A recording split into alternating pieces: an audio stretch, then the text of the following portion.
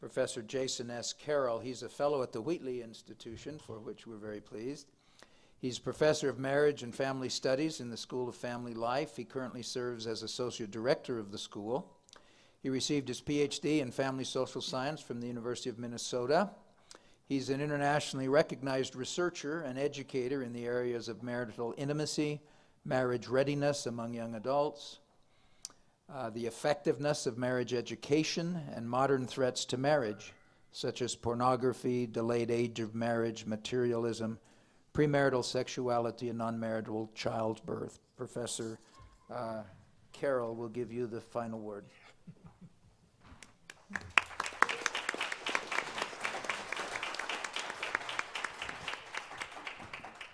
If there's one thing that I'm a big believer in, it is the power of blood sugar.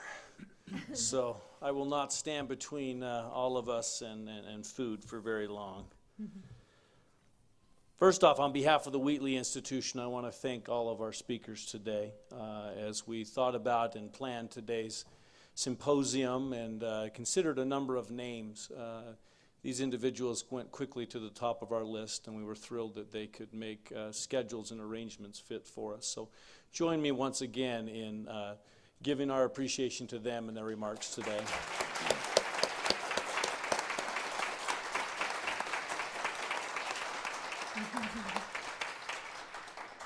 I started the day with a nice, neat, clean page of typed notes, and have since been scribbling and changing and amending. So what I thought I might do as a conclusion for us today is maybe highlight a few takeaways, and hopefully that we can ponder on and think about in our ongoing discussion and efforts. Takeaway number one that I hope each of us would take from today's discussion is that marriage matters, it is a public good, and it needs to be revitalized. We live in a day and age where the privatization of marriage, where it is talked about as something that is of the couple and by the couple and for the couple, right?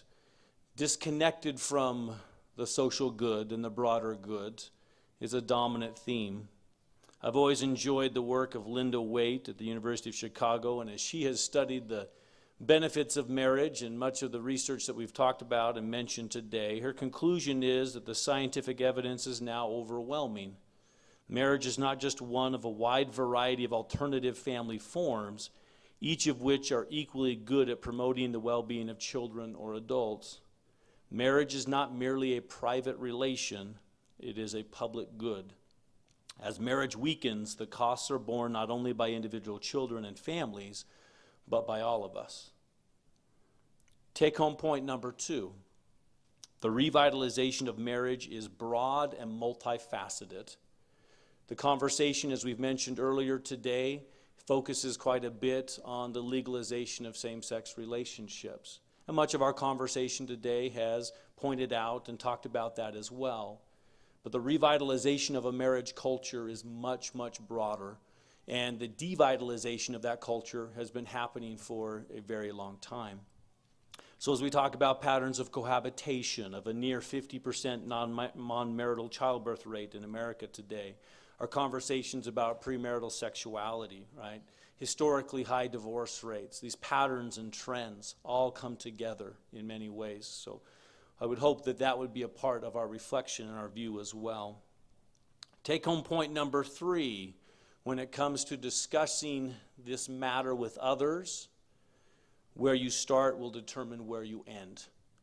As I work with students and discuss this matter with others, what I see commonly is that often there's a sense of paralysis and not knowing what to say or how to respond or how to articulate a viewpoint, primarily because the discussion or the debate is set for us, and we start with the way that it's been set. I hope today you leave with a number of ways to rethink the setting of that conversation and perhaps to articulate saying, whoa, whoa, whoa, there's a very different starting point, right? Very common is for this to be discussed as simply an expansion of marriage in our culture today, not a changing and a redefining, as we've highlighted and emphasized. Often the language is the language of marriage equality, emphasizing the rights and the personal interests of adults, when in actuality, when we talk about marriage equality, what we probably should be focusing on is functional equality. And I would agree with Dr. Waite's conclusion that not all forms of families are equally good at promoting the well-being of children. That functional equality and those functions of marriage and their needs tie into that, the needs of children, and what is ultimately that foundation. So the idea that this is fundamentally about change and discussing honestly and openly the change and the perceived benefits or detriments of that change is very different than simply stating that this is just an expansion and that nothing is happening that is different. Take-home point number 4 is fundamentally that the change in the social and legal definitions do matter. I greatly appreciated Ryan mentioning the no-fault divorce example. I think it is one of our most recent examples of how those legal definitions do change. So occasionally we're tempted to shrug our shoulders and say, what's the harm, right? In language that may be familiar to all of us, there might be this idea of, if you like your marriage, you can keep your marriage, right? When fundamentally there is indeed change. I wanted to highlight a personal and relevant local example of this when it comes to no-fault divorce. When we see those changes in no-fault divorce, altering the sense of permanence in marriage and ushering in historically high divorce rates in the divorce revolution, we now see a generation of young people experiencing the echo of that divorce. And in a location that some of us might think would never be touched by social definitions or legal changes, as the marriage preparation instructor here at BYU, I've spent the last several years talking intently with students on this campus about the increased sense of the fragility of marriage, the unpredictability of marriage, an awareness that they feel now in a culture and time, stemming back to legal definitions and social changes that do start to indeed change how we think about marriage. So these things do matter. Take home point number 5, that there's a lack of academic integrity right now in how social science research on family structure and how it influences the well-being of children is being ultimately portrayed. A great example of this, and we don't have time to go into it in great detail, but we've made strong conclusions coming from what Dr. Regnerus and others talked about of a series of small, unrepresentative studies and samples, making the conclusion that there is no differences when it comes to children raised by same-sex parents. Yet simultaneously, we've had studies that have been done with tens of thousands of children experiencing the context of adoption. Interestingly to note that while the methodology of these two areas of research are dramatically different, and the one so much more sophisticated and representative, the conclusion in that literature is not one of no differences, it's a conclusion of the acknowledgement of differences, and that parents and professionals and others need to acknowledge the reality of that context in the adoptive setting. Now, of course, these two are very, very different. Adoption acts as a post hoc mechanism in our culture. It's an after the fact. The child's now with us. What is the best that we can do?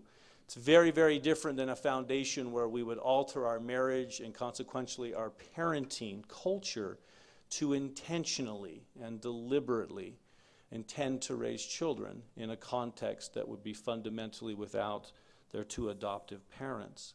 But fundamentally, the research literatures are being compared on very different metrics and very different lines. Much of this having to do, as we've talked about today, the ideologies and the social debates around it.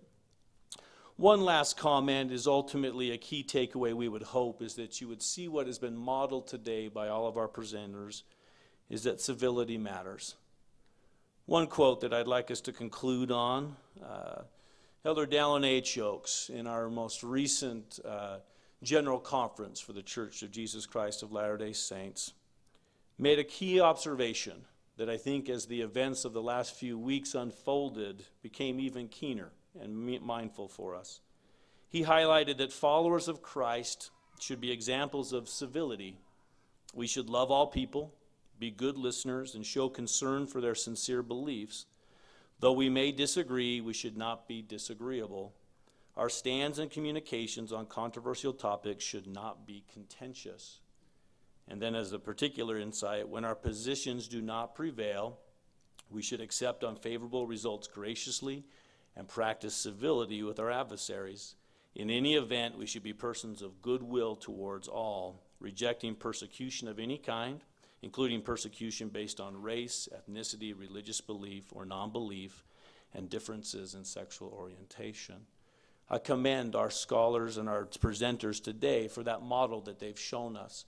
There's been no name calling. There's been no, has been mentioned, turning to tactics that would ultimately, in my mind, and I know in their minds as well, discredit the validity and the truthfulness of the concepts and ideas that we've talked about. My last final thought for you as well is also to think about the culture of marriage in your own heart. We've talked about this largely from a social perspective today and the broader social trends. But there's also the trends of how do we prioritize and value, in what ways do we demonstrate the importance of the very marriage culture that we espouse. For many of us, that turns to the intimate and the personal relationships in our own lives. To students on our campus, our dating culture and relationships, it also would reflect ultimately in those pursuits as well. There's many ways that we demonstrate our commitment to the culture of marriage. Some social, some political, many personal, and very much in an intimate sense. Once again, we thank you for your participation today and spending time with us, and we'll give one last final round of applause to our speakers today.